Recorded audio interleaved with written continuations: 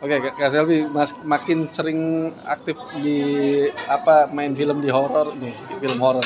Gimana emang itu juga jadi keinginan Kak Selvi sendiri untuk bisa bermain di film horor? Iya, kalau keinginan sih ya udah pasti karena kan masih dalam lingkungan artis lah ya. Ada nyanyi juga, acting sinetron juga, film juga. Alhamdulillah malah buat aku kayak dijadiin berkah juga, kesempatan juga yang mungkin dulu cuman nyanyi aja. Sekarang udah merambah ke film. Ini film horor ketiga kali ya Kak, ya ketiga. Terakhir Desember juga syuting horor. Makin nyaman berarti di dunia film. Iya, karena kalau misalkan ya di film itu kan memang kadang beda ya sama acting di sinetron yang kalau di film itu dia lebih kayak lebih ke apa ya? Lebih kerasa gitu, makanya lebih lama kan take-nya juga karena emang satu scene itu bisa lama. Kalau aku lihat ya aku pelajari selama aku syuting di film ini gitu. Kesulitannya sendiri kalau main di film horor? Tergantung peran. Kalau misalkan di film Anak Kunti ini aku berperan sebagai kurang lebih mirip dengan kehidupan aslinya gitu kan, biduan, kampungan, norak, tapi ya ada antagonis juga sih. Kalau antagonis aku udah biasa juga sih antagonis gitu. Artinya di 2025 ini bisa dibilang makin produktif daripada di tahun sebelumnya tuh gimana sih Kak Selvi? Lebih apa? Lebih produktif. Lebih produktif tapi di dunia acting kali ya. Jadi kayak lebih ya udahlah aku dalami dulu film, tawaran juga lebih banyak di situ gitu kan. Ya udah gitu. Kalau misalkan ada nyanyi juga sekali aku ambil. Sekarang kayak lebih ke pilih-pilih sih, bukan berarti kayak udahlah aku juga nggak mau nyanyi enggak, cuma kayak lebih pilih-pilih acaranya apa gitu. Honornya juga mungkin lebih gede kalau di film. Di apa?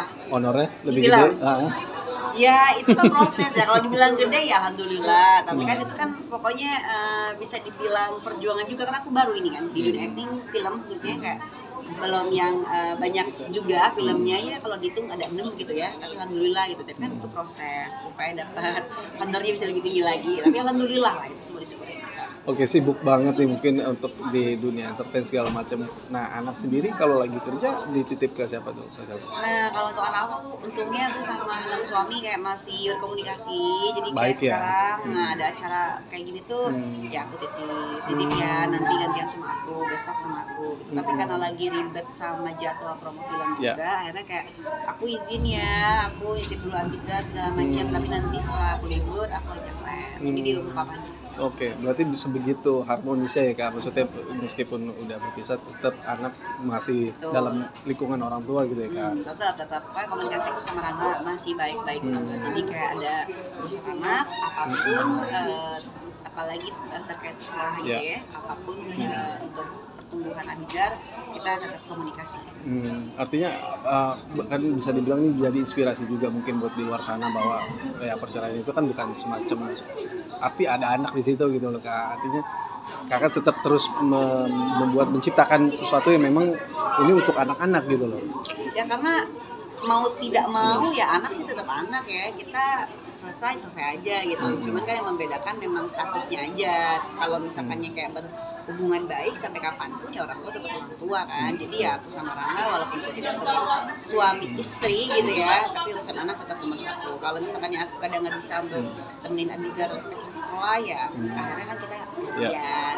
Pokoknya alhamdulillah sih, maksudnya walaupun aku berpisah itu sama Rangga, tapi aku sama Rangga masih berhubungan baik. Dia masih jemput ke rumahku atau aku juga kadang ke rumah Rangga kayak nganterin ke rumahnya, anaknya pengen ketemu papanya sampai sebegitunya gitu. Kayak Abizar di rumah Rangga, aku datang pagi-pagi mereka masih tidur ya biasa aja, aku tetap nemenin Abizar di sekolah gitu. Sebegitu fleksibelnya ya Kak? Sebegitu fleksibel. Karena aku kalau misalkan mungkin ya kalau untuk awal-awal ya wajar lah ya, namanya kita perpisahan lah, pasti ada sedikit bukan konflik ya Pak ya, sedikit gesekan lah, tapi alhamdulillah semakin kesini semakin baik komunikasi, mau tidak mau ya kita harus jaga silaturahmi kan. Betul Kak, udah menyandang sebagai single parent sendiri kan cukup lumayan lama juga nih gitu kan. Tahun? Udah setahun ya, gak kerasa ya gitu. Tapi udah mulai membuka hati lagi kan sih kan. Kalau membuka hati udah pasti, namanya juga kita hidup sendiri kagak enak, asli. Cuman kan aku pikir kayak ya sambil jalanin aja lah gitu kan, toh juga nggak yang terlalu buru-buru banget. Aku masih menikmati masa kesendirianku, pelan-pelan lah itu proses, tidak menjadikan nomor satu untuk jodoh atau nikah lagi nanti lah. Tapi udah mulai ada yang deket lagi nggak Kak? Deketin banyak. Lebih selektif gitu atau gimana tuh? Sekarang tuh kayak lebih ke apa ya, bukan selektif sih, mungkin ya lebih hati-hati lah, maksudnya harus tahu dulu dia atau siapapun nanti gimana sama aku, sama anak aku gimana, sekarang tuh lebih berat sih. Maksudnya tuh kayak oh udah punya anak nih, belum tentu kan mungkin kayak menerima orang tuanya gimana, keluarganya gimana, aja banyak pertimbangan lah. Kalau misalkan tuh sekarang itu ya kalau cuma sayang sama aku kan buat apa? Aku kan sekarang udah punya anak, jadi harus sayang juga sama anak aku. Tapi berarti sekarang belum ada yang kira-kira pas nih di hati gitu. Segera lah, ntar aku kasih tahu lah. Berarti udah ada berarti. Kalau bilang ada mah ada pasti banyak kan yang mau. Udah ada maksudnya pacar gitu, udah ada pacar kan? Seseorang yang dekat mah ada lah. Udah ada mungkin obrolan akan dulu lah nikah gitu, karena mungkin kan kayak tadi Kak Selvi bilang nggak enak sendiri gitu.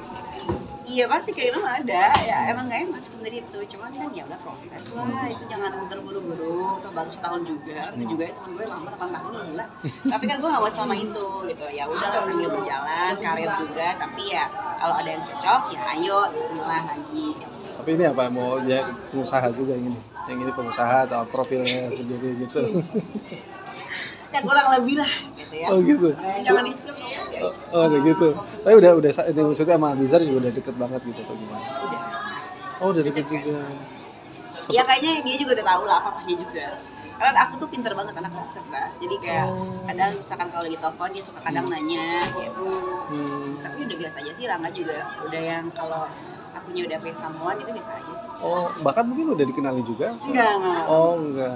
Nanti aja. Tapi gimana kamu maksudnya si pacarnya ini bisa dibilang sifatnya gimana, maksud sampai akhirnya nggak gampang kan terima seseorang apalagi kan? Iya, aku berharap sih ya baik juga sama lah, harus tanggung jawab juga dan sayang sama aku sama anak aku lah tentunya ya, karena sekarang kan pokoknya beda lah, aku kan bukan gadis lagi ya, mohon maaf gitu, aku tuh udah punya buntut. Nah gimana lu terima gue apa enggak gitu, kalau lu gak yang terima ya orang tua atau keluarga lu terima gue apa enggak gitu kan proses. Jadi aku tuh kayak masih jauh banget ke jenjang pernikahan tuh, aku masih jauh banget, tapi kalau misalnya kayak cuma deket-deket dong ya udah go publik nih belum atau masih dirahasiain gitu?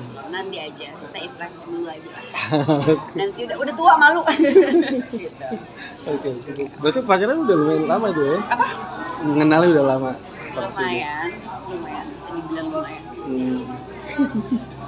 Thank you. Oke, sama-sama.